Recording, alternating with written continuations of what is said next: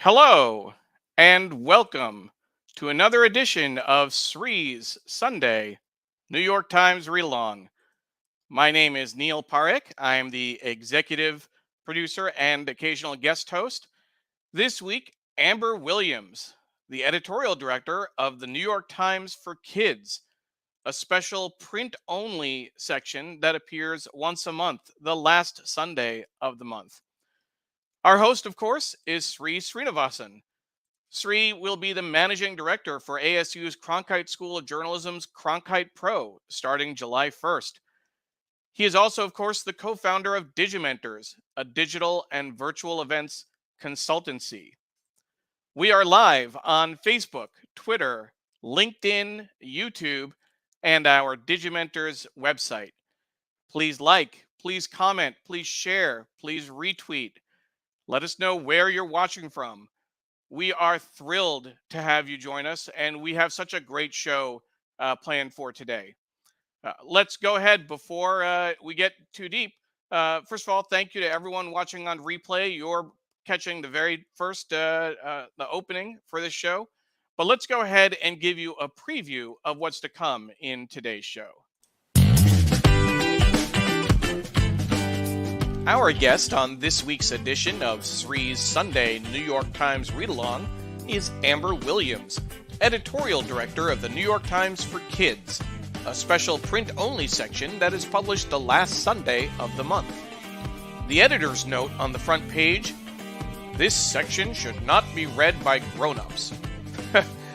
We'll take a close look at this month's issue and ask Amber how they write about serious issues for a younger audience. Their Inside the Times features letters to the editor, funnies, a crossword puzzle, and a writing contest. The feature in their national section is about the shooting in Uvalde. It also includes 3 kids' reflections on the school year. Their money section features a bill in Washington state that would let kids keep the money their viral videos earn, a story about making money over the summer, and one about unions. The centerpiece is a summer handbook, Into the Wild, how to set up camp wherever summer takes you.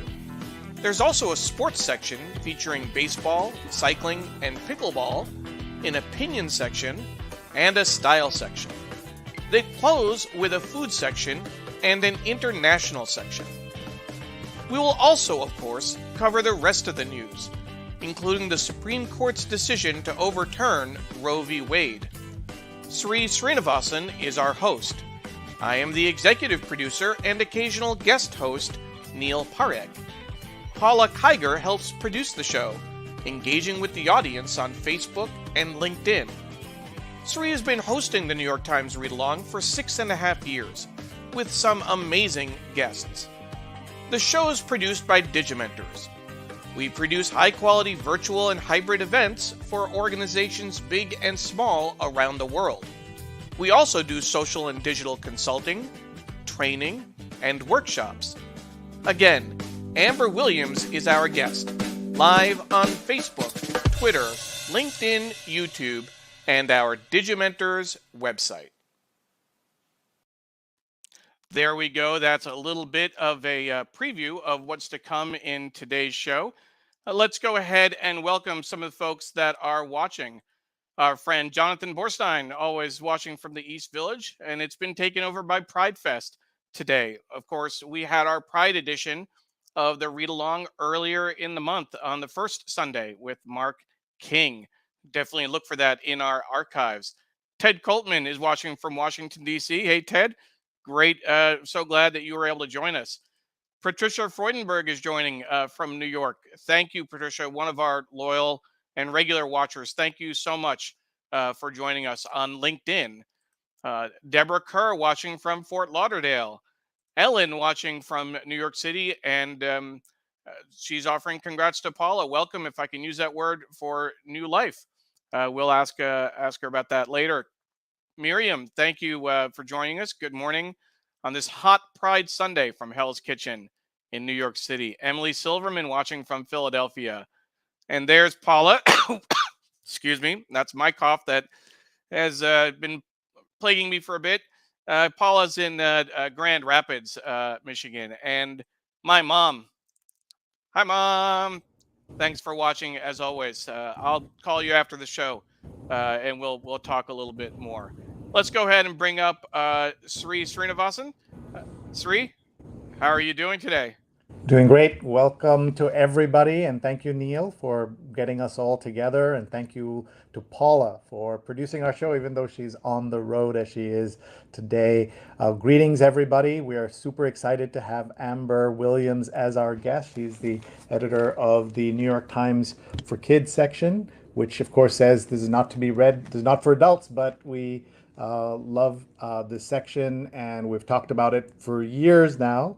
And we're delighted that you will get a chance to talk to her about not just the section, but about the New York Times and the news. We do this every Sunday at 8:30 a.m. Eastern Time, and we welcome all of you and would love to have you join us and make this part of your Sunday routine. Even if you're not watching live or not able to stay for the whole thing, the show runs immediately on Facebook, Twitter, YouTube, and LinkedIn as soon as we're off the air around 10 a.m. Eastern. So tag a friend, let them watch now or later.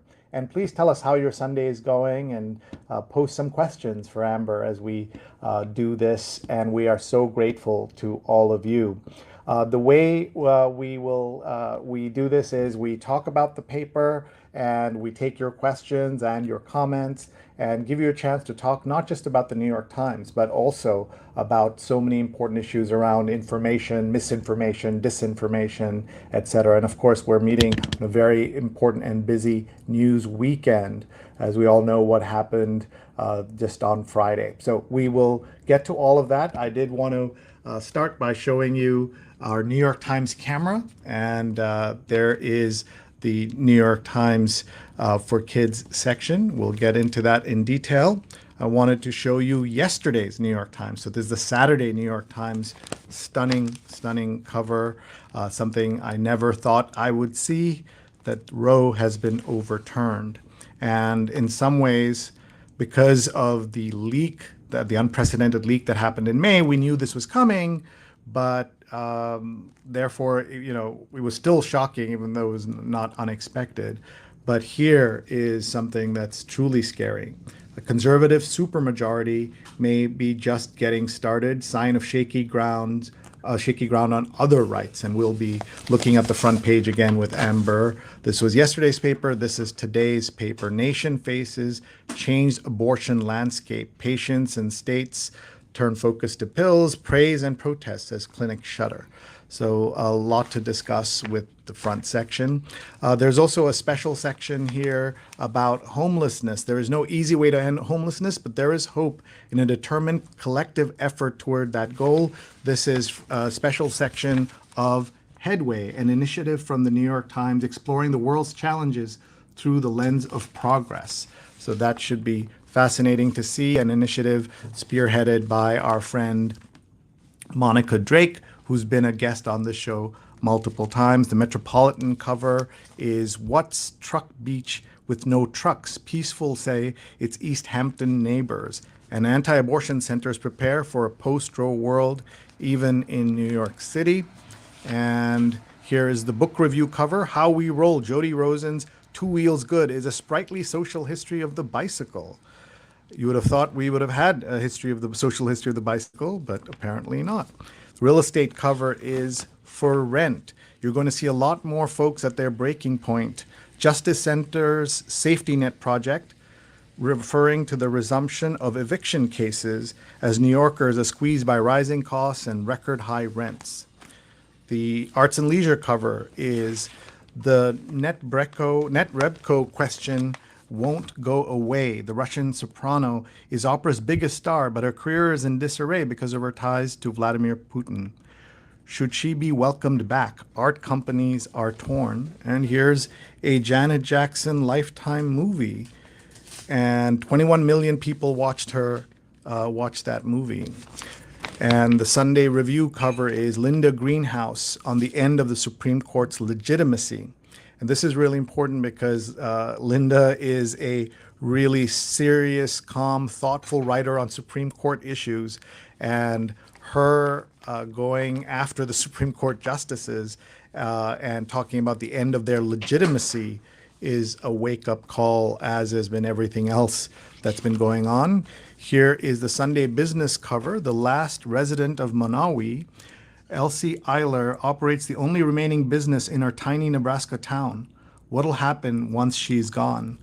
The bar is the town and I'm the town, says Elsie. She's 88. We're all intermeshed. You can't imagine one without the other. And Elon Musk shattered the ceiling on corporate pay. Tesla's colossal deal with its chief shapes compensation at other companies. And of course, he has shattered the ceiling on civility, on trolling by CEOs, and so many other things. So why not on corporate pay? Sunday Styles cover is Christina Ricci's search for authenticity. The actress who grew up in the public eye finally finds a role she has been looking for, and I didn't even recognize her, and that is Christina Ricci. And the Sunday New York Times Magazine has a cover, Can Books Start a New Chapter? For generations, America's major publishers focused almost entirely on white readers. Now an effort is underway to open up the industry. And you can see how they've designed the cover masthead to go off that page. All right, so much to talk about. And we are very excited now to bring on our guest for this episode of the Sunday New York Times Read Along. Our guest is Amber Williams. She's the editorial director of the New York Times for Kids. And everyone, please tag a friend, please hit share so that they can join us and talk to Amber. So let's welcome her. Hello. Hi. Thank you for having me. Good morning. Good morning. Thank you for being with us. We have so much to talk about, Amber. We want to start, as we start every episode, asking, how are you and how have the last 2.5 years treated you? Busy, yeah. Producing a print-only section virtually has certainly been a challenge. And we should tell people about the New York Times for Kids. Tell us its background and its story, please. Sure. So the New York Times for Kids is a special print-only section that runs in the paper on the last Sunday of every month. And it began in May 2017. It was supposed to be a one-off, just something fun to do, to explore. And the New York Times heard back from so many kids and parents and teachers. There was even a petition that they wanted it all the time, that it went monthly. And that began in January 2018, which is when I came on. So we've done over 50 issues at this point. And, we'll go through it today, but you can see, right, we call the New York Times the adult paper because we mimic it. We have the different sections like sports, international, arts. And the whole point is to do two things, which is to look at the world and see what's happening and make sure kids know about what those things are, what they need to know about, and then meeting them in their own worlds. So what's happening at school, what's happening in their lives, what's happening in their feelings. And merging that with amazing visuals. Can you tell us a little bit about the history of this, the decision that it was going to be aimed at kids, and what is the exact age range that you are aiming for? Part of the reason I ask is I was an editor of a youth-oriented news section in India aimed at kids, like teenagers. That was like the goal, the teenage demographic. We felt, this was 30 years ago, we felt that they weren't reading the news. So how did you pick the demographic that you went after? Mm-hmm. Yeah, great question. And I've heard through lore that the New York Times has thought about doing a kids section for many, many, many years. And it was actually Caitlin Roper and Deb Bishop who began it, and it was something you might remember this, the NYT Mag Labs, which was a little team that was doing experimental print-only sections to really cater and excite to print subscribers, and so that's what this came out of. And our age range is pretty wide, unofficially 8 to 14, which is an 8-year-old is very different from a 9-year-old is very different from a 10-year-old. So it's very large. But the sweet spot is kind of 10 to 12. Those are the ages that write to us most often, that we're hearing from the most, that are in our pages the most. And the range is large, though, because we hope that, an 8-year-old, a precocious 8-year-old, might be just looking through things, playing the games, looking at the visuals, whereas the 14-year-old might think they're too cool for school, actually, but then when they start it, they really like it.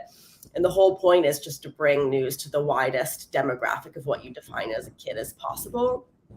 For teens, there is the Learning Network that the Times has, and that's mostly catered towards grade school, middle school and above, as well as, I think one of the choices just for a one-off would be the most stark surprise that you can imagine, right? Taking the news and translating it for a 10-year-old.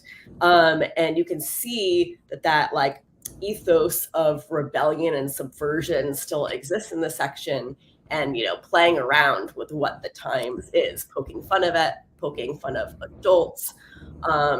And, that's the most easiest to do with kids. Well, I love the slogan or the tagline. Let's put that up on the screen there. You can see that's maybe one of the most subversive parts of this. So talk about that. Yes. So this began, again, like I was saying, as it's obviously a joke, but we also abide by this. For me, editorially, I couldn't care less what adults think. I don't think of them. I don't think about teachers. I don't think about grandparents. I only think about my readers, which is kids. And so this is a joke for adults, but it's also to signal to kids. And we do that constantly in the section, which is that we're in conversation with you. We care what you think. We're trying to build a community here. And we want you to feel respected and heard. Our main tenet that started from the beginning was never to be condescending to kids, to never talk down to them, to treat them with the respect that they deserve. Often kids know much more than we adults give them credit for. They don't need to be coddled. And to have them really engage with the news and be heard. And kids don't, they often don't get the opportunities to be heard either. Yeah, and we have some slides of some covers, some of your highlights. So can you talk about that a little bit? Yeah, sure. So we've done over 50 issues. I've edited over 50 issues at this point. And you can see our Instagram on the right there, which began last October, which is our only current digital outface of the New York Times for Kids. Again, I'll shout out Deb Bishop, who's my partner. She's the creative director and art director. And you can just see how, and we'll talk about this more when we go through the section, how influenced the section is by visuals. On the one hand, I'm trying to bring world-class and rigorous journalism to kids. And on the other hand, Deb is trying to bring world-class and rigorous visuals to kids, and never to be cutesy or twee, and to think, creatively and ambitiously. And you can see that there's just quite a range. And it's just very fun to see you at the beginning of the episode flip through the full Sunday book, because we always love coming upon the kids section and seeing how bold and colorful and surprising it is, and hope that print subscribers also like that experience of seeing it there. I like the words you use, creative and ambitious, and I think that's a wonderful thing for kids to experience. We've already had a question here about the print nature of this, and about, you have the Instagram. I hope everyone will follow NYT Kids. Yeah. If you can talk a little bit about why it's a print only production. And we want to tell everyone that as a gift to everybody, till noon Eastern time on Sunday the 26th, that's today, we have a full PDF available on digimentors.group, our website. You can find it right on the front page, digimentors.group, till noon Eastern time. So the next 3.5 hours or so. So if you want to grab that, everybody who's watching, or tell your friends to grab that, and they can see it. But if you can tell us a little bit about the thinking behind it. Yep. So again, the kind of the origin story is that it came out of NYT Mag Labs, which was by definition print only and was trying to just really excite print only readers. So that's where it came from. We did explore back in the day going online, but this is a world that I've now been immersed in that I didn't know about, which is called COPA, or some people call it COPPA, which is a law that you cannot collect any information about minors. And so we're in media, surprise, surprise, every single website collects things about you, your cookies, your details. And that includes the New York Times website. And so we discovered that we would have to build bespoke our own website. And the resources and time for that seemed too onerous. That's not to say that we won't do it in the future, especially since we're growing as a brand and excitement. And that's why, we have a very carefully curated and thoughtful Instagram account, which, to be honest, is obviously mostly for adults anyway, although there are kids with their parents' permission and teenagers on that platform. I'll say two more things, one of which is it's actually been interesting to me and helpful to be print only for the past 5 years in creating a safe space and like I said earlier, like a community with kids and readers and sources. Again, we try to be respectful of kids on every single level, and that does include privacy. And that means when we ask kids to be involved in our stories and to share their thoughts and feelings or experiences, it does help to be able to say sometimes, depending on the parent, like, this is print only. You don't have to worry about your kid going viral online or having to deal with anything there, because as we know, Twitter and online are, they can be difficult places. And you'll notice maybe on our Instagram account that we change everything to first names only. We don't give full identifying information once we move over to that platform. And second, we can talk about this later, but I can share that under development, we're working on a app for kids right now.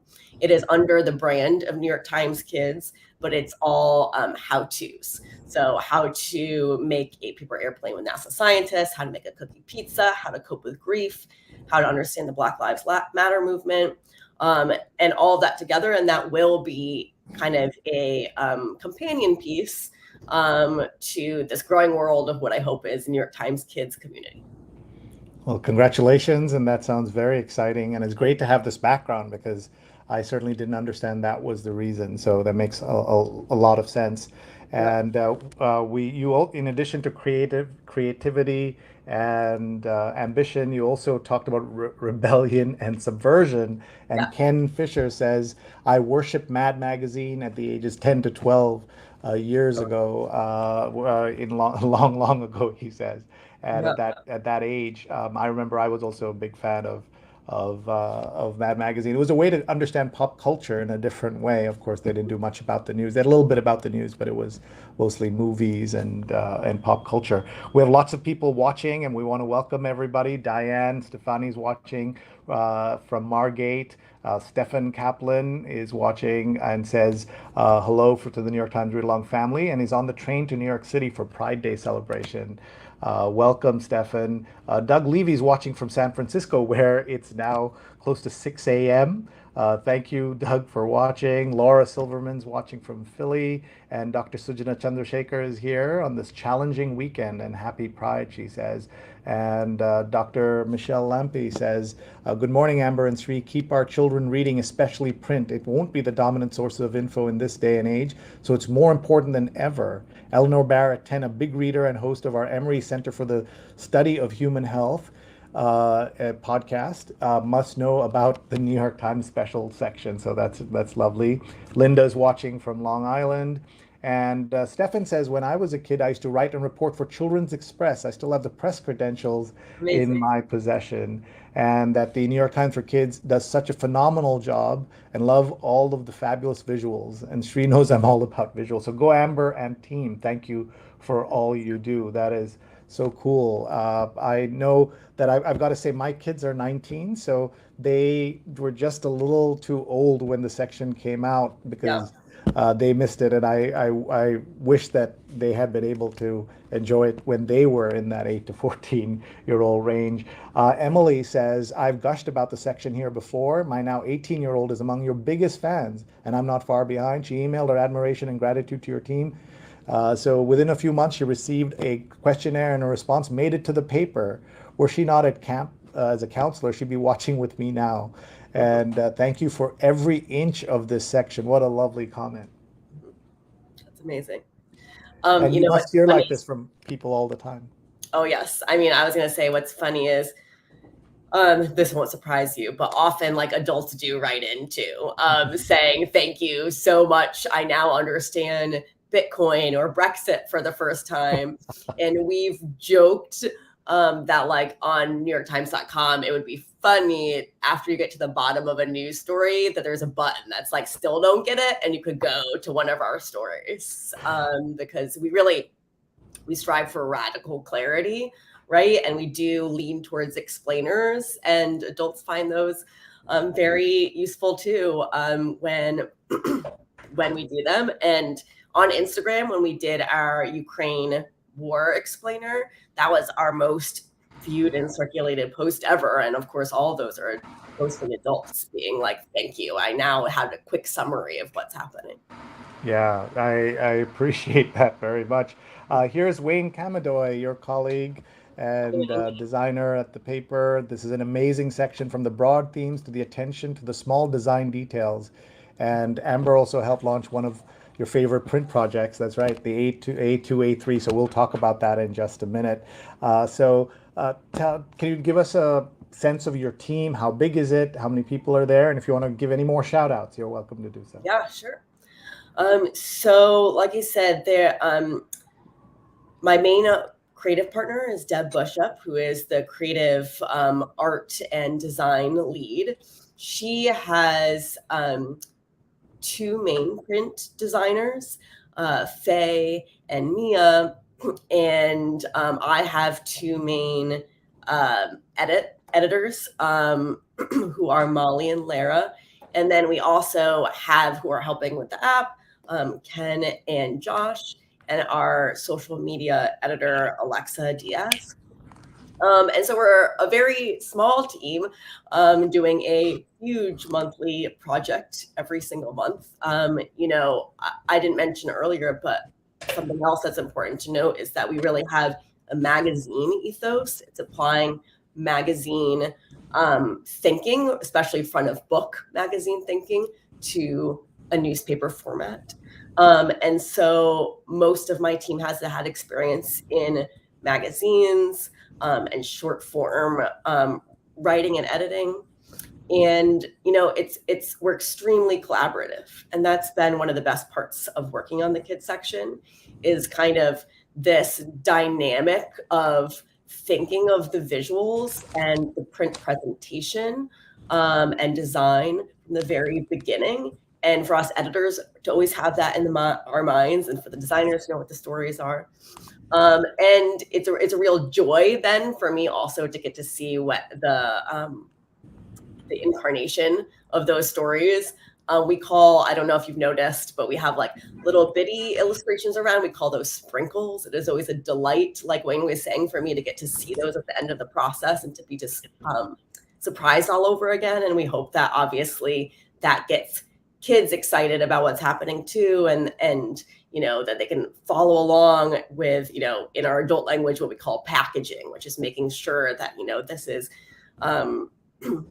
tightly visually themed and that there's a lot going on to see and do. And I feel very lucky that we get to have essentially about 20 stories every month, because it means as a packager that I can do everything from the very serious to the very silly. And I couldn't do all of one or the other or the range in between unless I had this broadsheet platform to work on. Yeah, so let's actually look at the broadsheet and look at the section, and then we'll get to the rest of the New York Times for this Sunday. Our guest is Amber Williams, who is on Twitter at WILLIAQJ. So That's please right. follow her. And you want to tell us the origin of that handle? Only because I'm a Williams and there are too many of us. Okay. So yeah, so here it is. This particular month's issue is It's Summer, Go Wild, Your Guide to Surviving 8 Weeks of Freedom. And talk us through this as I flip around, please. Yeah, so obviously it's beginning of summer, and we always try to do a summer issue.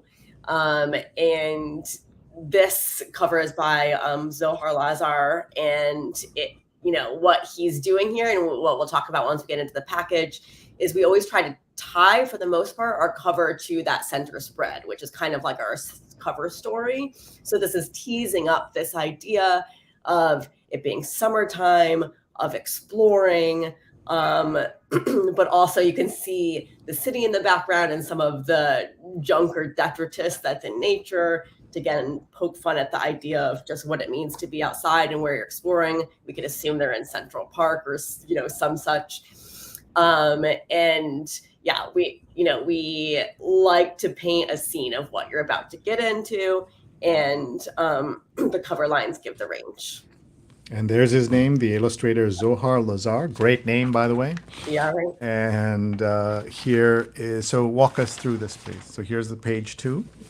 Yep. So there's obviously, we do actually call it A2, even though it's not an A book. And we, style it after the A2, A3 in the paper, do an inside the Times story, which is always something giving the behind the scenes of how journalism happens. And we try to do the basics for kids there. This month, you'll see we actually swapped it out for a contest call, which we do a yearly personal essay contest. Kids write for us and are sources for us all the time, but this is kind of a codified way to participate. I'll point out the funnies, which we do every month, which is most embarrassing moment. This was our first time ever where, there are always kids' moments, and then an illustrator illustrates those anecdotes. This is the first time ever that a kid actually did those visuals, submitted them to us, unsolicited, and we were just laughing and loved them so much that we worked it out to get them in there. We also it's someone from Brussels, which is so interesting because it's a print. It's not. This is not in the the global New York Times, right? So I'm curious how he even saw this. Yep. So he saw us via Instagram, and he was excited we were going to share it on Instagram, and then he obviously freaked out knowing that we were going to get it into print, and we'll send him a bunch of copies. And of course, everyone, as a special gift to all of you and the read-along readers, till noon Eastern today, if you go to digimentors.group, you can get the PDF, downloadable PDF, till noon Eastern on digimentors.group. Please go grab it. And here's the crossword puzzle, which is, of course, in the magazine as well. Different. Yes. These are much beloved, the minis, as you probably know, generally. But what's interesting is Joel Fagliano, who's a puzzles editor, he works with Will Schwartz. He makes these bespoke for us. So they are made for kids, and the clues are supposed to match kids' cultural knowledge. So shout out to Joel. And 2 and 3 different levels. I'm worried I might not be able to do any of them. But easy, medium, and hard. Exactly. And that's also to mimic how the crossword puzzles work at the Times, which is easiest on Monday, getting harder. And by the way, the contest question for this year's contest, rules that should be thrown out of the window. I'm sure you'll get so many suggestions from the kids so they can participate. Serious topics. Look at this, the gun violence. Please talk to us about that. Yep.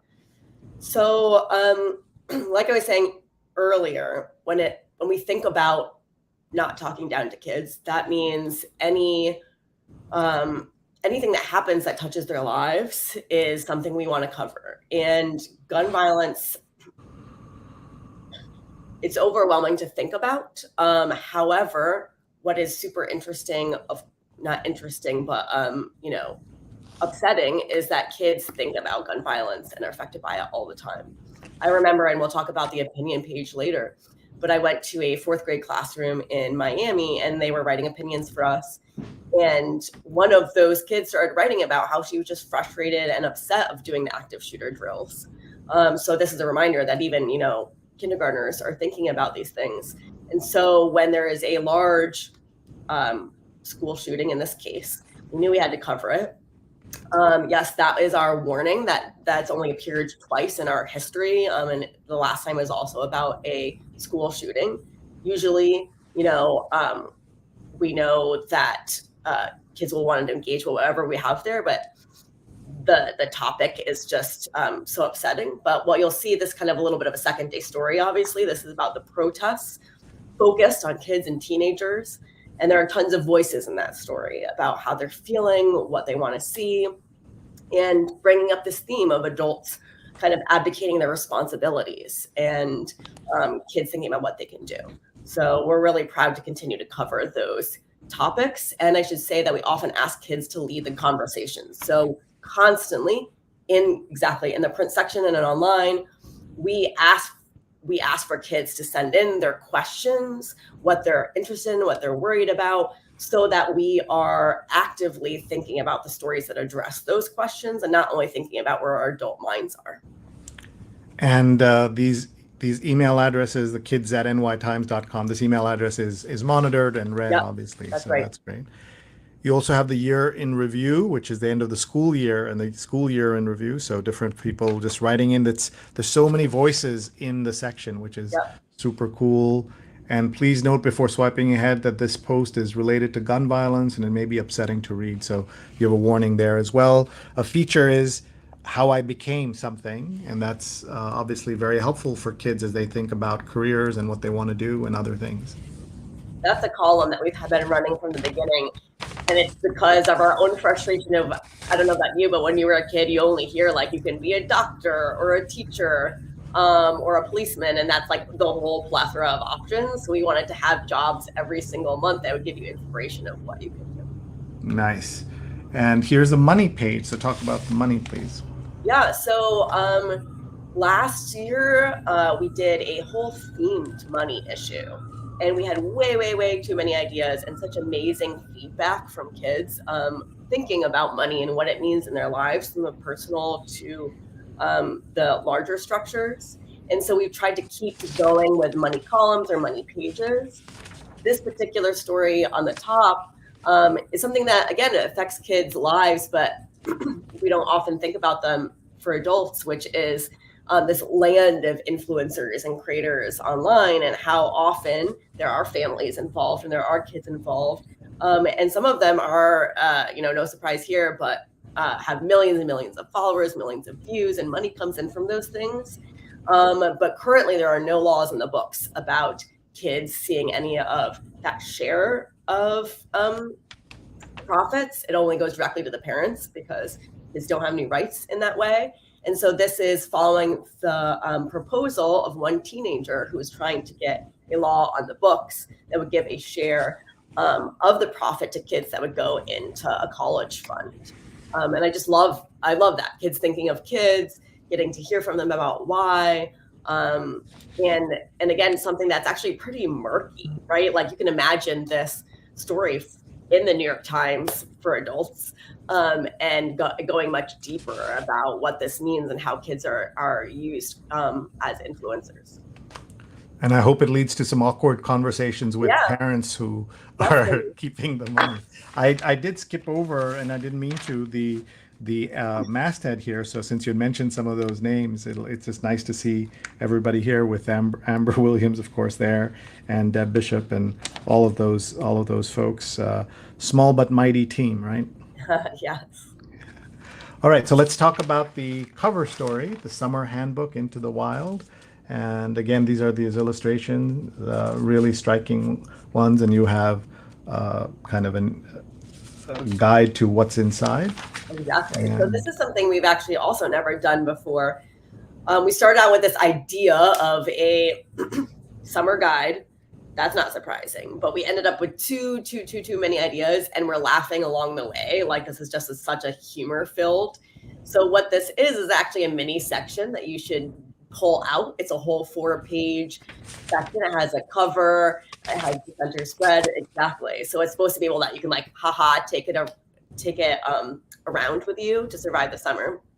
But the conceit is, and again, this is a full package, is it starts with number 1, where you're actually in the wilderness, you're actually camping. And those are real skills: how to make a fire, how to forage for food, how to set up camp. And then we keep going down this very funny road, which is taking those wilderness skills to other scenarios. So at your local swimming pool, at your friend's sleepover, how you survive your parents who are now working from home, even though you're free. And if you read through it, you'll notice this is something that, we definitely couldn't get away with anywhere else at the Times, because it's just a ton of humor writing. There's real reporting in here, of course. There are real experts, but it's very fun, and it allows us, exactly, these are our supply kits that you're supposed to bring along, which are very tongue-in-cheek. Elastic waisted pants to accommodate the multiple ice cream cones consumed. Mm-hmm. And then you have a sleepover, surviving a summer sleepover. Exactly. And so like one example there is in the first one, in the wilderness page, we have, how to poop in the woods. And then this one has how to poop at a friend's house. So kind of mirroring that dynamic of skill. But of course, everyone wants to know. So it's actually helpful. I'm laughing as I read this. There's so many interesting things here. It's just so cool. Mm-hmm. And then coexisting with working parents. Mm-hmm. Mm-hmm. Do not disturb the wildlife. Yep. This is continuing, we obviously we're operating during the pandemic like everyone else. And we just did tons and tons of pandemic coverage. And one of the things that we hear about a lot from kids, especially in the first few years when there was more of a lockdown, was just how frustrating it was to always be with your parents and what they were doing. And so we thought we would continue down that road. And you have funny things that they can make, including pineapple and cream cheese sandwich and spruced up leftover noodles. Mm-hmm. And then summer jobs. Mm-hmm. Mm-hmm. Yeah, this is, on the money page, we also had something about how to make money this summer. And all of this advice, usually you have to be 14 in various states to get an actual summer job. So it's mostly about how to deal with whatever your summer job may be, whether it's babysitting or a lemonade stand. So it has to do with like dealing with customers, how to ration is about, how to set up a budget or making sure that you're saving money. Summer is a very, exciting time for us. And we also obviously are looking forward to back to school already, we're thinking of. So it's time to get all our summer stuff packed into one. This is one of the things I learned from my first job as a kid, was how to learn to deal with adults and someone apart from your parents or teachers yelling at you. That's the first time that happens. And so that's interesting. And then here's your sports section. So this is a pull-out section that people can grab. And remember, everybody, till noon Eastern, today, Sunday, the PDF of the entire section is available for you to download at digimentors.group. And I was surprised to see this pickleball story, because I associate pickleball with really old people. And so tell us how you decided to cover pickleball. Yep, this is definitely a trend story, and it thoroughly came about the almost cliche journalistic way of everyone just noticing something. So in New York, that tennis courts are getting converted to pickleball courts. I have a playground near me that has a court area that people come and set up their nets. I was upstate New York and saw more pickleball courts. And so I just stuck a reporter on it, thinking let's cover this trend. Let's talk about it. And the language around pickleball is very fun. And yeah, so to see that. And so I wonder if the adult New York Times has covered pickleball from a kid's point of view. So otherwise you're ahead of that trend. And here's a tiny story. The number of words Harini, 21, Harini Logan, 14, spelled correctly in a tiebreaker to win the Scripps National Spelling Bee on June 2nd. For the first time, the contest came down to a 90-second spell off between the last two competitors. And so this is a small story here. And on the road with Lindas. So Yeah, this is, yeah. if we go back for 1 second, I just wanted to quickly talk about our opinion page, just because this is something this is a constant page that we do nearly every month since the beginning, and is one of the projects that we're most proud of, which is every single month we go to a fourth grade classroom, and we actually do an opinion writing workshop. And now I should say we do it virtually during the pandemic, used to go in person. We talk about what is the difference between news and opinion, and then we really work with them to write strong opinions and what makes for a good opinion and what makes for a weak one. And we go and take their photos, and they get to see them obviously printed. And this has been just so key to us because, first of all, God bless to all teachers, right? So you go into a classroom with 20 plus kids and only for 2 hours, and it's very exhausting. Your throat hurts afterwards, you're tired, you're hungry, because there's just so much energy. But it is key for us continuing to, do what we consider like beat reporting on kids, right? To be around them, to be talking to them, to seeing what interests them, and to hear, their thoughts and feelings. And oftentimes what's so interesting is, kids they open up along the way over the course of 2 hours and are very excited because they see our respect and openness to hearing what they have to say. And much beloved by adults. Those are the ones that kind of go viral online. Often someone takes a photo of a funny opinion. And here's Lucy Laughlin saying middle school should have a free period during the school day so everyone can rest their brains and catch up.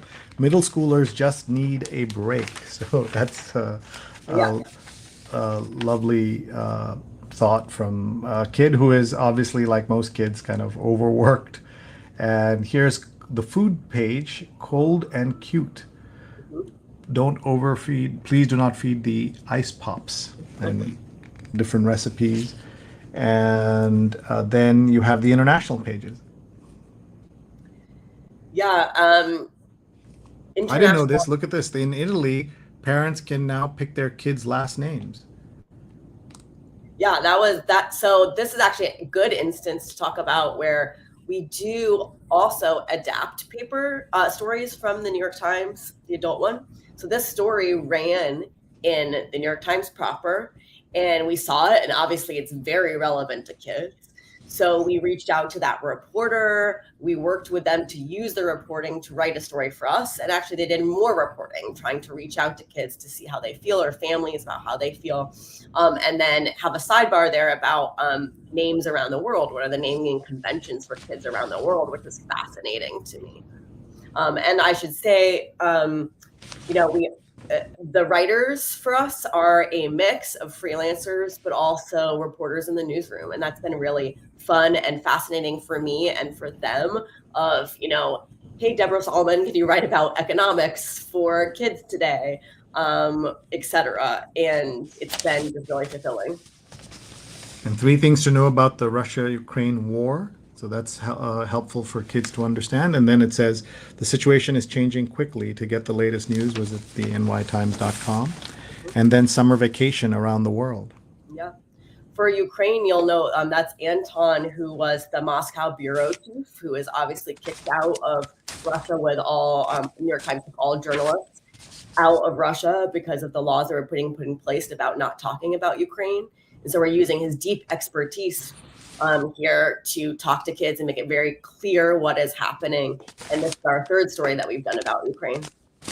Nice. And nice to always see advertising. And this is an ad for an online platform for kids, 140,000 online classes called OutSchool. So congratulations on another great issue of the New York Times for Kids. And so much fun to read this all. And let's look at some of the comments here. Patricia says that bringing journalism to a younger generation, awesome preservation for history's sake. And Debbie Bernick is watching, a kidlit enthusiast from DC. And Jonathan says, when he was in that age group, I had a student subscription to the New York Times. It was delivered to me Monday to Friday at study hall. Amazing. And then, how do you get the section to kids whose parents don't read the New York Times? Great question, Debbie. So, well, a few ways. One, obviously, it's on newsstands. And so that's why we always signal and say in every single issue, it's on the last Sunday of every month. So we can kind of broadcast of when you can pick it up. And we do a lot of promotion on Twitter and on Instagram to make sure you can go to the newsstands. Otherwise, we hear a lot from grandparents and aunts and uncles who say every single month they take out the section and they send it to kids in their lives. In the future, something that I would love to do is obviously have school subscriptions, like many of you brought up, of having different school subscriptions. For now, Instagram is the way that we're broadcasting that we're here. But I would love to have subscriptions to the kids section only in the future. Whether the Times will decide to do that, I don't know. And the NYT Kids is the Instagram handle, so everyone should check that out. And Diane, reflecting on what you were talking about, gun violence, says that when I was in grammar school in New York City, burned in my brain were the bomb drills where we were told to hide under our desks. I remember this at PS6 on the east side in Manhattan. We would be told about, and these are, nuclear bombs or atomic bombs would fall, and as if hiding under your desk would save you. Well, that was, and not to look at the window because of the flash of light. And Wayne, your colleague, says that much of the content is very much valuable to adults. And I think a lot of us would agree with that. So folks, we're talking to Amber Williams, editorial director of NY Times for Kids, and we're so delighted to have her with us. Now we're going to have her read along the paper with us as we look at some of the other sections, and we'd love to have her jump in if she has any special thoughts or ideas on anything she reads here. I started the read along by looking at yesterday's New York Times front page, and there's that row overturned cover. And then this is Sunday's cover section or front page, Nation Faces Change Abortion Landscape. And very important stories here. Patients and states turn focus to pills, praise and protests as clinics shutter. And Rose Fall started in 2010 with the GOP wave. Remember the Tea Party? We don't talk about it anymore. Politics have become so extreme that the Tea Party seems quaint and long ago, but that's where it all started. Kate Zernecki's piece. And then Making Inquiry on January 6th riot into potent TV. This is about what's happening with the inquiry. And then Allied commandos in Ukraine secretly funnel aid to troops, and Taking Fire Deep Underground, as if their work thousands of feet beneath the ground weren't dangerous enough. Coal miners in eastern Ukraine now have to concern themselves with Russian bombs falling from the sky. And this is, you think that during a war people aren't working, and here they are, they're actually doing this very dangerous job during this. And here is the front page. And then this is A2, A3, which Amber worked on for years. So maybe you can talk to us about this and tell us what is the importance of this and how it was redesigned and why. Yeah, sure. So this is actually why I was hired at the Times. In 2017, 2 days before Trump's inauguration. So I only knew the newsroom afterwards, not before. And I came on board because they were redesigning these pages. I mean, they're the A2 and A3, incredibly valuable real estate. But at the time, were kind of the catch-all pages. There were corrections, letters, like whatever else didn't fit elsewhere. And they decided they want to really bring some prominence to the pages and make them exciting and interesting. And again, you'll see actually a magazine ethos here. Tom Jolly worked with Jake Silverstein and Caitlin Roper from the magazine to bring this kind of front of book mini story feel. And the goal here again was, we love our print subscribers so much, but also want them to know about what the Time is doing in its entirety. So it's kind of a hub to the wheel about what the Times works on overall. So whether it's AR, whether it's audio, whatever our journalists are tweeting and talking about online, it was kind of a page to collect all of those things. I felt incredibly lucky to work on these pages because it was the best journalistic training that I could have had. I come from a magazine background. I was working at Scientific American and Popular Science and Wired before this. And wow, I was thrown into this newspaper having to close 2 print pages every single day and walk into the newsroom in the morning and not know what was going to be on those pages because it's based on what the journalists are working on, what the stories are. And I got to work with every single desk, every team, so many reporters, and video journalists and photo editors, and designers on these pages and learn about how all different types of beats are reported. I learned about much more, like you're showing here, the Times history. The main anchor piece is the Inside the Times story, which is a kind of behind the scenes look at reporting, whether it's the people, whether it's the techniques, how these stories come together. And it was just incredibly eye-opening because, again, my background was science journalism, and so you get to work with a style writer and then a audio producer and then the economics reporter and hear about how they think of their stories and how they find sources, was just incredibly elucidating. And obviously is something I've taken into the kids section of knowing who's doing what, and to use the best possible resources I have.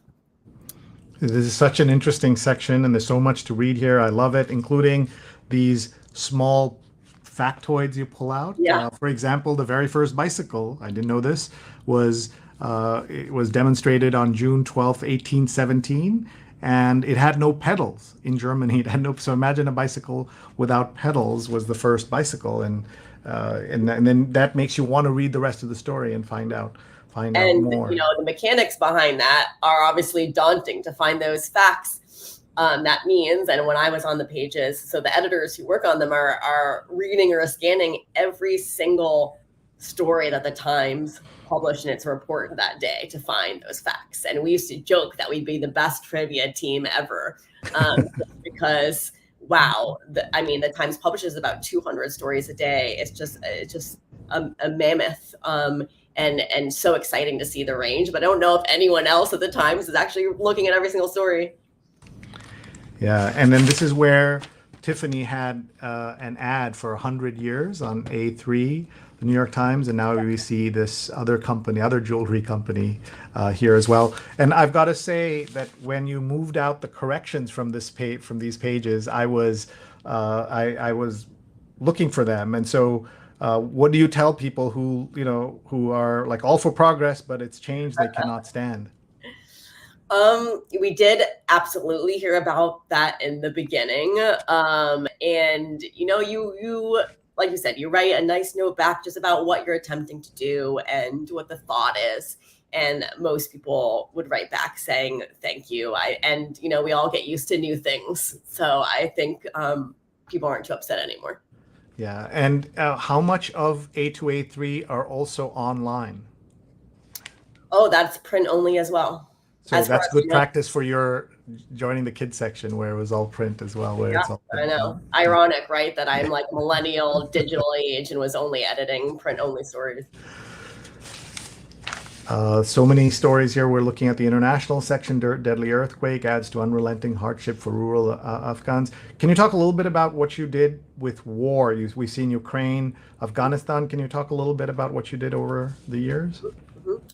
Yeah, sure. We've covered many of those conflicts. What we do often is, luckily, again, since we are monthly instead of daily or even weekly, is we do get to wait to see what happens.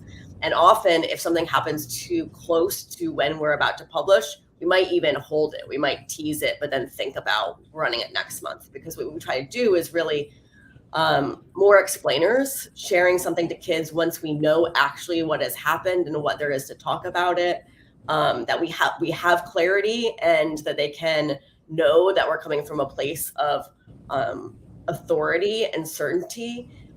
Instead, we don't have the luxury of every day giving an update on something that's happened. And so that has been our approach, and includes a visual one as well, not only photos, but thinking about, what is an infographic or a data viz or an annotated illustration approach to show what is happening in a way that makes sense. And this is so moving what we're looking at here, which is a poem by 11th grader Fariba in Afghanistan, who says, "Why was I born a girl? I wish I was a boy because being a girl has no value." Just stunning to read that. And this is in the NYT Kids Instagram. That's right. And exactly. And then we try to get kids' voices in as well. And this is also a place where I try to tap the newsroom and use the resources that we have on the ground of reaching out to the reporters that, work worldwide. And, I'm so thankful to them. And they often, they're very happy to be involved, to be able to talk to a different subset of sources than they normally would. Thank you. A Commonwealth Summit bears internal conflicts in family of nations. They celebrated the 70th Jubilee of the Queen, but didn't apologize for colonialism or imperialism. So their Commonwealth Summit of former colonies of the British Empire would be interesting to follow. In Norway, a shooting in Oslo is called an act of terrorism. Deadly attack comes during Pride Festival, and a place where they have one of the lowest murder rates in the world. Now this happened there. Simultaneous heat waves push nations to the edge days into summer. Folks, we have about 30 minutes left with Amber Williams. With so much to talk about, we're still on the front section of the Times. We're just going to look through here very quickly. New York GOP pickle, how to veer right but still win this fall. And Trump voters upend Illinois' GOP plan to nominate moderate. And we're going to be paying very close attention to the elections during the midterms after the Roe v. Wade being overturned. A really big, important story, and so upsetting for many of us who are following the news. They caught largest python found in the Everglades. It's no reason to rejoice. I guess it's because that means there are large pythons in the Everglades. Is a way to look at that. These popular and pricey dogs might need their own armed guards. French bulldogs like Cashew, Nova, and Tank are the second most popular breed dog in the U.S. after Labrador retrievers. I guess they're being kidnapped. And then Supreme Court threw abortion to an uneven state playing field. And as we know, immediately there were trigger laws that ended abortion during that day.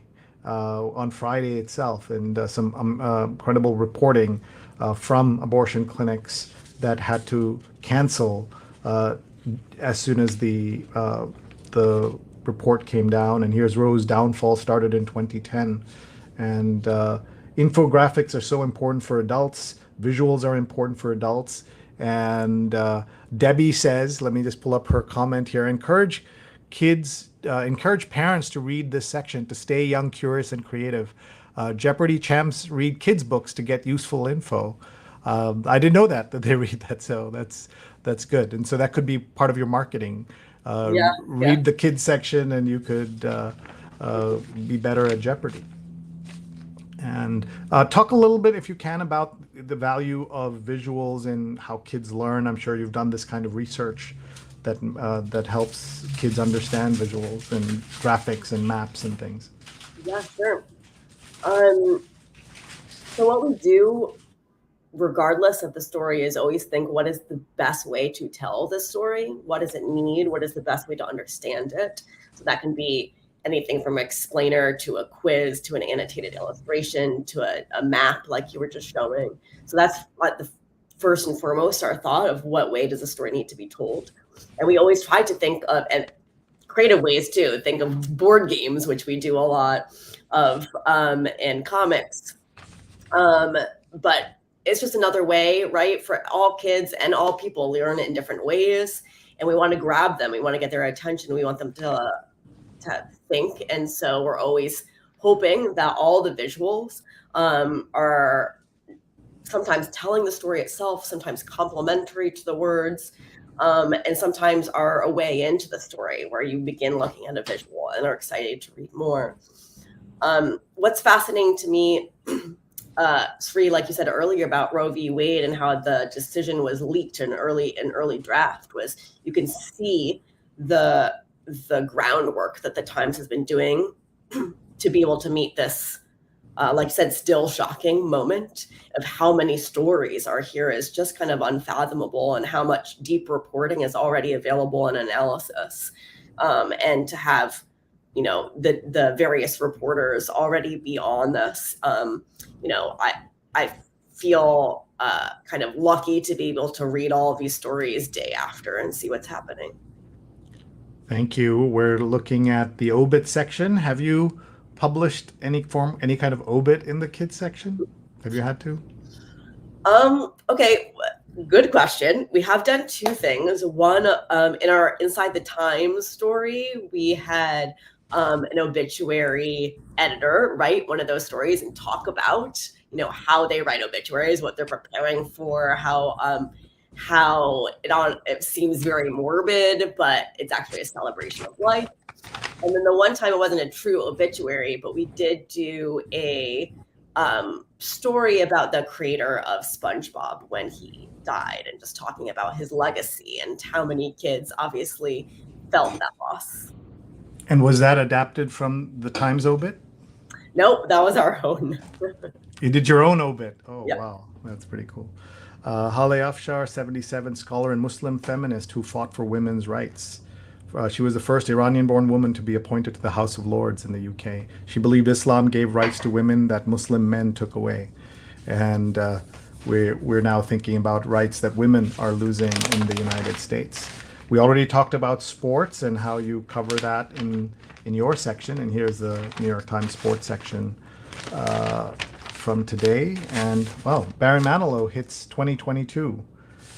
Okay, let's keep going. We have a lot to cover. Let's look at the Sunday styles. And Christina Ricci here on the cover. We have about 20 minutes left with Amber Williams. Folks, if you have any questions for Amber about working at the Times, about the kids section or anything, please share, and we'd love to read the comments out loud. Ellen says, actually encourage kids to read print, or the paper editions of the news will die. I try to read digital. I will read my New York Times digital next week when I'm away, but don't touch my print edition, which I'm reading now. So that's great. So people are still doing that. There's a Christina Ricci on the cover of Sunday Styles. Car wreck roils the Pelosi's. A crash shines a light on the speaker's life among the Napa Valley vineyards. Her husband, I think, had a DUI, and that was the story. We've talked about the Sunday Styles having special paper that they use, and any thoughts on the Sunday Styles section? No, just that I'm excited. They recently changed the Styles editor. It's Stella Bugby now, and I'm just really excited to see what she's going to be up to. I don't think we know exactly what her imprint is going to be, and I'm excited to see. And they have, of course, tiny love stories, and you have your tiny story. So there's an echo there. Yep, we've done tiny love stories too, which is so magical, of having kids talk about their crushes or their unrequited love. We had for Valentine's Day, we had Daniel Jones, the editor of Modern Love, with us, and it was a lot of fun to be with him. Yeah. Patricia's asking if you also get to use the special paper on your section, or do not, which I wish we could. We'd rather have a whiter paper, but we use the true newspaper paper. We obviously, I use a lot more color, and it's very saturated, so that's probably the difference that you're seeing. Yeah. All right. So this is the social cues column, and I always like putting our guests on the spot. And I will read the question and take your answer. There's no right or wrong answer. As you know, Philip Gallanz does a great job with this. Yeah. And so we'll see. Presume you have not read the question or the answer. So, Peace in the garden. Our next door neighbor is a serious weekend gardener. He's often out in the yard from early in the morning until almost dusk. The problem, he starts using noisy equipment, his tractor mower, for example, at 9 a.m. This wakes me up. I work nights. I know 9 isn't that early, but can I say something? Oh, definitely, right? and don't let yourself get really mad and bitter about it. Say something early when you want to be polite. And obviously, we all support everyone's hobbies, and gardening is great. Just maybe later. I'm not a morning person, so I definitely would be saying something. Okay, and I think Philip echoes you. Why not? Especially here where your neighbor's working the Garden of Eden all day long. Maybe you can juggle the order of chores without inconvenience. Still, you make a fair point. 9 a.m. is not the crack of dawn, so ask gently. The next time you see him, compliment his garden and say, I work at night, so I love to sleep in when I can. Could you possibly shift the noisier yard work to the afternoons? Yeah. I know it's a lot to ask. What do you have to lose? That's a great point. And so well done. 3, you'll love this, but in the past, we used to do social cues with Philip, and he was such a good sport for the kids section. And what we did, though, was we'd have a question from a kid, and Philip would play a dulce and give his advice. And then we also had a 14-year-old advice columnist who would come on and give her advice, and you get to see the difference between how they respond, which was amazing. And no offense to Philip, he did an amazing job, but often you look at the kids' advice and be like, actually, this is better. Yep, and here is the nightlife, and of course it's wedding season. So here one of the things we always talk about when we get to this section is how much America's changed, not just during Pride Month, but seeing same-sex marriage being one of the laws that could get in trouble, could be in under the microscope, and could have issues, is something really, really sad, because when I look at the section, all I see is progress, and then to think it may go backwards is so shocking. Here's a Sunday business section, and you talked already about the money pages and how you cover kind of business that way, but you also covered it in employment and jobs and other things as well for the kids. And this is a really amazing story that there's one remaining business in a tiny Nebraska town, and an 88-year-old is running the only business in town, which is a bar. And a fascinating story. Yeah, I looked at that story and highly recommend it. It's just fascinating and really touching. That, I mean, the town sign literally says population 1. It's her. Like, I didn't even know that was possible. Yeah, exactly. And here Neil's put up, let's break it down, the worldwide microchip shortage. And this is something that people can understand very quickly, something that in the paper they may take a whole page to explain, and you have to do it in a caption or a small photo or a small item in the paper. And your thoughts on the Sunday review? I, for the most part, actually don't read the opinion section that much. The old kind of wall between us. I read the editorial board's decisions, but otherwise I abide by newsroom only. That's so interesting. And this is the cover, Requiem for the Supreme Court. This is Linda Greenhouse, who is such a thoughtful, calm reporter. Her final sentence is addressed to the justices themselves. What you have finished off is the legitimacy of the court on which you are privileged to spend the rest of your lives. That's, real damaging and direct criticism by Linda in this opinion section, and really powerful. And that's scary that it's come to that. And 11 moderate voters on culture war issues.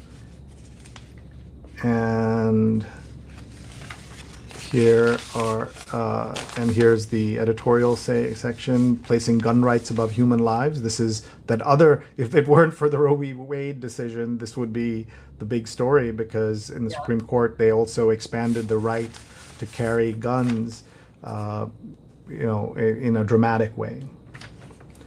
The radical reign of Clarence Thomas, the court sends women back to the dark ages, and really, really sad. The Ballad of Donald and Rudy. And folks, we have about 15 minutes left, so we'll go now to the arts and leisure section. And this is about a Russian opera singer who is the biggest star in opera, and what will happen to her, and will she be welcomed back because of this? And you can see how everything kind of ties together in the news these days. So true. And arts and leisure, what are you reading or binging that you would like to recommend for us? Oh, great question. Um, let's see. For watching, I'm obsessed with the show Alone. I don't know if you've ever seen it. It's on the History Channel, and it's actually trained survivalists who are dropped alone in whether it's the Arctic or somewhere in Canada, and need to use their skills to see how long they can go. And it's just absolutely fascinating because it's so much skill that I don't have at all. So I feel as if I learned some wilderness skill, but also the psychological angle of being alone and not having human contact and what makes people give up. So that's my show recommendation. Wow, I've asked this for years now on the show, what people are watching. I don't think we've had a History Channel recommendation before, so that's good. And 3 albums try to answer a question. And the Jimmy Awards, the Broadway League Foundation, High School Musical Theater Awards. So these are some of your audience. And here's Prime Video. So much to. One of the things I find with all these streaming channels is keeping up with what's on where and how to find out what to watch. And the New York Times has a section called Watching, right, online that they. I use that all the time. Yeah. I subscribe to that newsletter, and that's what I do before the weekend. Have you started going back to theaters, either movie or plays or anything? Yep, I've started going back. Also, to that note, we've started, as a team going back to the office every once in a while. It really feels as if we're kind of like rebuilding a life, right? Yeah, it certainly does. I think this is, I didn't see the George Michael story here. A sweet soul in fame's harsh light. Freedom Uncut tells the singer's story via interviews and previously unseen footage, all about George Michael. And here's an ad for the Met. I spent 3 years as the chief digital officer there, so I always pay attention to what's happening at the Met. And the television, Underselling the Danger of the Sex Pistols. A music critic who teaches about the punk movement takes stock of Danny Boyle's new FX drama about the British band. All right. So the kids section, we skipped over it, but obviously, we cover a lot of musicians as well, both ones that everyone loves, but kids love in particular, but also kid musicians. And we cover the Lindas. I don't know if you've ever heard of them. They went viral last year for a song called Racist Sexist Boy. And we got to go backstage with them and talk with them. And now they have they signed a record deal. They're on tour. And it's so fun to be able to kind of talk to artists, musicians, composers, etc., that are not typically in the demo of the New York Times. I was looking. I thought that they published the kids bestseller list every week, or they used to. I was hoping to look at it with you, but I don't seem to see it, at least in today's. Yeah, I'm not sure if it's every week. Yeah. So, are there specific kids books that you recommend? I'm sure you get questions like this all the time. What should I get my kids to read? Well, actually, looking at the back of the book review right there, the in-house ad, that's one. We've worked with Nicole Hannah-Jones and others who are working on the 1619 project to bring some of those stories and pages to the New York Times for Kids, and to keep those stories alive. We did a race package last summer when there were all protests, and to continue those conversations. And that's one of the books that's just stellar. Yeah. Well, let's talk about the Headway, which is a new initiative at the Times trying to look at some of society's biggest issues. And this is about homelessness. And this is another special section in the paper, how Houston guided 25,000 people into homes. I'd heard about Headway, and I'd also heard about this particular effort in Houston, but they put it together in such a beautiful way. Yeah, I love this initiative, which is pretty new, and solutions oriented, right? Like, not pie in the sky, not a thought experiment, but actually reporting out solutions to some of our biggest problems around the world. And this homelessness package, I've begun reading it, and it's just so eye-opening. Is housing a healthcare issue, and how they're looking at that, and what are the lessons that we can learn? And so many senior writers, and this is kind of a wraparound cover, and it says, "These stories are from Headway, an initiative from the New York Times exploring the world's challenges through the lens of progress." And a cleared encampment site in Houston, the city's mayor has pledged to house the unhoused. And you have to wonder if what we can learn from this for New York City. And then the last section we want to look at is the magazine, because in part the magazine spawned the New York Times for Kids. And talk about the magazine, please. Absolutely. So we sit under the magazine department, the New York Times for Kids, and that means logistically we use some of the magazine's resources. We use their copy editors and their fact checkers, but more broadly, we really, like I said earlier, taken the magazine approach and applied it to the newspaper, thinking of narrative arcs and how the storytelling goes and the visual approaches. And it's been just so helpful to be around those editors. And I'm not jealous at all of this weekly production of something that's so ambitious and so deeply reported. Often, we pick up the frenetic energy of them closing the issue on our desks. But Jake Silverstein has been such a proponent of the kids section, and has really allows us to do the ambitious and creative work that we wanted to do.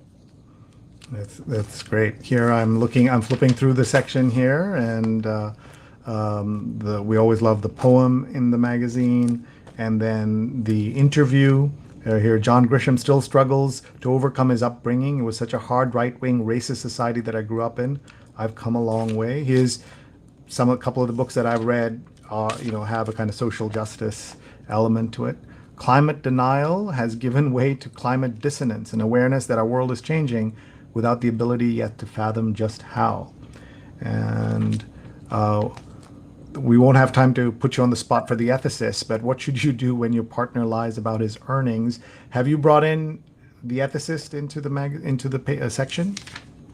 One time, actually, we did an Inside the Times story about, we noticed whenever the magazine posts the ethicist on its Instagram, there's, I think she was 14 or 15. She was always posting her own advice every single time. And so we covered her about how she comes up with her advice, why she replies, which was very fun. How to imprint ducklings. And then the food section, and we looked at your food section, and parents are looking for ways to engage kids in the kitchen and eat healthier, right? So true. And wow, look at the colors here. I'm just trying to see how I could read this. It's the traditionalist as his country's most famous designer. Sabyasachi has persuaded Indians to see the luxury in the fashion heritage. Can he persuade Americans too? Oh, wow.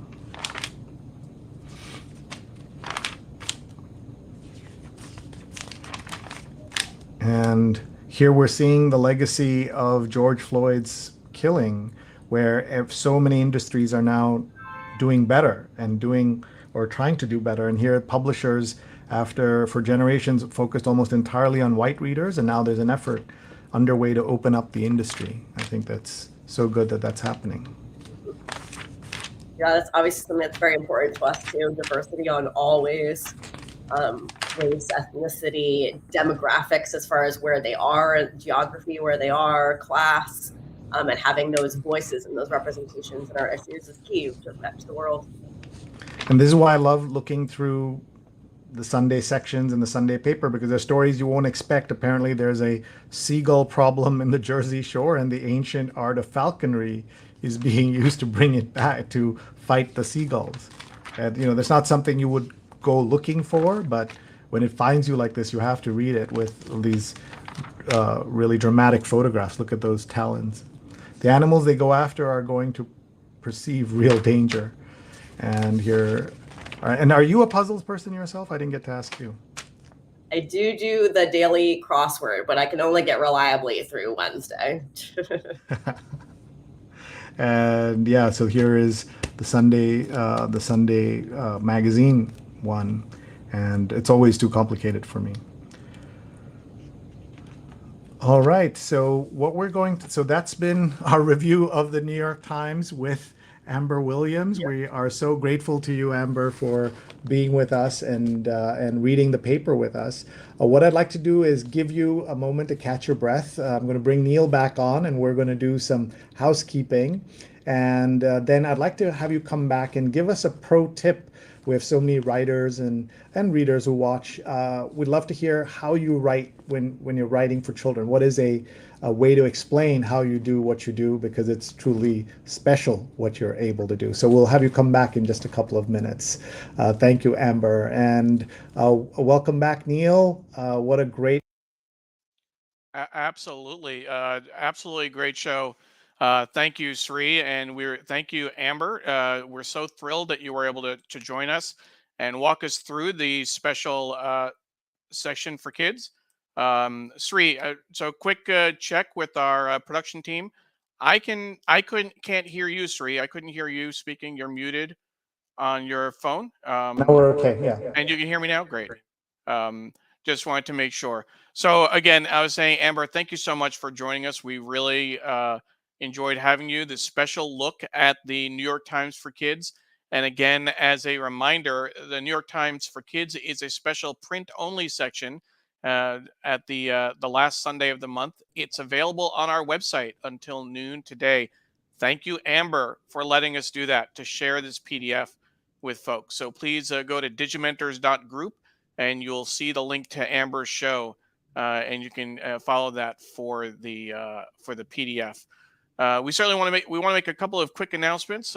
First, Sri, we want to make sure folks know that next week we will be taking the 4th of July weekend off. It's the 4th of July holiday, so we will not have a show on July 3rd. But we have a very timely show coming up the week after that, July 10th. Dr. Aditi Gupta from Walk-In GYN, the founder and CEO, will be talking about women's access to health and healthcare, and very timely in these days after the decision to overturn Roe v. Wade. So we're thrilled to have her on the show. We want to give a shout out to our colleague Paula Kiger, who has been engaging with the audience on Facebook and LinkedIn. It's one of the things that sets our show apart, sharing links to articles, engaging with the audience. It makes it so much more interactive, and she does such a great job every week. Thank you, Paula, for doing that. And of course, Sri, Paula, and I are all part of Digimentors, the consulting firm that Sri co-founded with his own digital mentor, Andrew Lee. We do social and digital consulting, virtual and hybrid events, trainings and workshops, and a whole lot more. If you're interested in getting in touch with us, please feel free to email us. You can reach Sri at Sri@digimentors.group, or myself, Neil at Digimentors.group. We can produce shows for you. We can do social media audits, recruitment, and so much more. So please get in touch. We also want to thank our sponsor, Muckrack, for their longtime support of Sri's Sunday New York Times Read Along. Thank you so much for all of your support. And we also want to give a shout out to the Local Connection newsletter. The Center for Cooperative Media at Montclair State University brings you the Local Connection newsletter. Each week, it offers story ideas and pro tips for journalists. Best of all, it's free. You can subscribe at bit.ly/local news tips, bit.ly/local news tips. And that pro tip that we're going to be asking Amber for will be going in the Local Connection weekly email.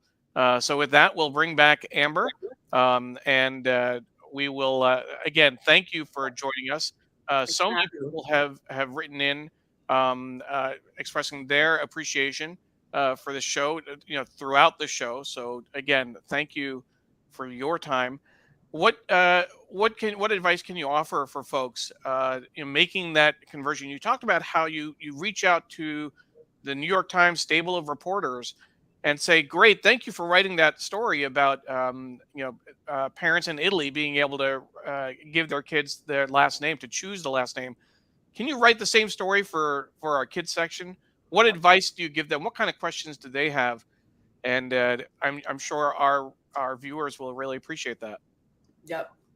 Yes, often they're quite intimidated. Although I actually don't personally think it's that different from writing from adults, especially if you're doing your job well. But there's two things that I really highlight. One of which is, like I used earlier, the term radical clarity, right? No assumptions that, after you write something, you better go back through and check that you are not thinking a 10-year-old knows something that they don't, or using, metaphors or secondhand language that we adults are often using all the time. And the second thing, though, I think for important for storytelling is I often tell them of relevancy. Think of relevancy, like what does that fourth grader care about? What's the way that you're going to hook them? Whether that's through sourcing, whether it's through humor in your lead. What are the ways that a 10-year-old is going to come to a story versus a 40-year-old? Thank you so much. Yeah, that's I've learned so much this entire episode, but right there is a great tip. Thank you very much, folks. That's Amber Williams, our guest today. She's the editorial director of New York Times for Kids. Thank you very much for your time, and thank you for everything you do every month to make the news accessible to children. So important. I was so glad to finally come on. So thank you for having me. Thank you. Ellen says thank you for a great show. And I do want to get in one question from Deborah Bernick before we let you go. Sure. She asks, have you ever covered the Girl Scouts and Boy Scouts and their cookie sales, inspiring entrepreneurs? My daughter is a Girl Scout. Deborah is one of her biggest clients, biggest patrons. Have you covered cookie sales in the New York Times for Kids? Not cookie sales specifically, but we've often had profiles of girls who happen to be Girl Scouts who end up doing those ambitious community service oriented projects. And we also did a story, I don't know if you remember this, from maybe 3 years ago when the Boy Scouts started admitting girls to their troops, and how everyone felt about that. Sure. Well, thank you very much. We have Patricia says, thank you to the production team and great guest speaker, Amber. Awesome episode. Jonathan said it was a great kid-friendly show as well. So thank you very much, Amber. And again, if you joined us late, you can always catch the show on Facebook, on Twitter, on LinkedIn, on YouTube, or our Digimentors website on the same links that you were watching now. It'll be available just a few minutes right after we finish.